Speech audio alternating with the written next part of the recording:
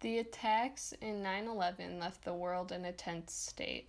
People in the US were scared and pulled their children out of school, went home to sit in front of the television, and they waited patiently for news. They saw in horror not one plane but four planes crashing in different locations from hijackers. One in each of the twin towers of the World Trade Center in New York, one in the Pentagon, and one in a field in Pennsylvania. Everybody thought it was just a plane crashed into a building in Lower Manhattan. So we jump in the news car and we go down, and then we realize what's going on. But what were the leading causes of these attacks, and how did the Americans react? These attacks were carried out by Al Qaeda. It was run by Osama bin Laden, and Al Qaeda is an Islamic militant group, much like ISIS and the Taliban, but this is based in Saudi Arabia. They formed to fight against the Soviet Union in the Afghan War after the Soviets invaded them. As a result, the group resented anyone that didn't share their views, and on this list was America.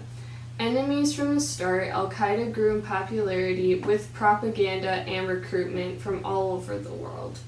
They started carrying out attacks in many countries like the US, Yemen, and Saudi Arabia. In 1993, the World Trade Center was attacked, and this was a prerequisite to 9/11. There was a car bomb in front of the Trade Center, and 6 people died in an attempted mass murder.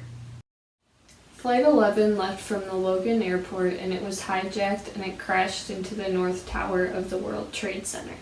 Flight 175 also left from Logan Airport, and it crashed into the South Tower of the World Trade Center. Flight 77, on the other hand, left from Washington, D.C., and it crashed into the Pentagon. Those 3 flights were all headed to the location of Los Angeles.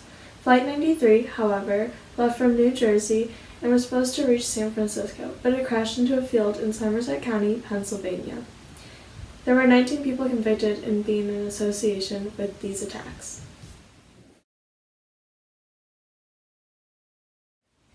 After 9/11, America was changed forever. The U.S. worked to protect itself in many aspects. Security, especially in airports, increased. The U.S. became more united. Many resources were spent on the war in Afghanistan and on national defense. Even though jobs were lost and crude oil prices rose, the greatest loss was the 2,977 victims that died.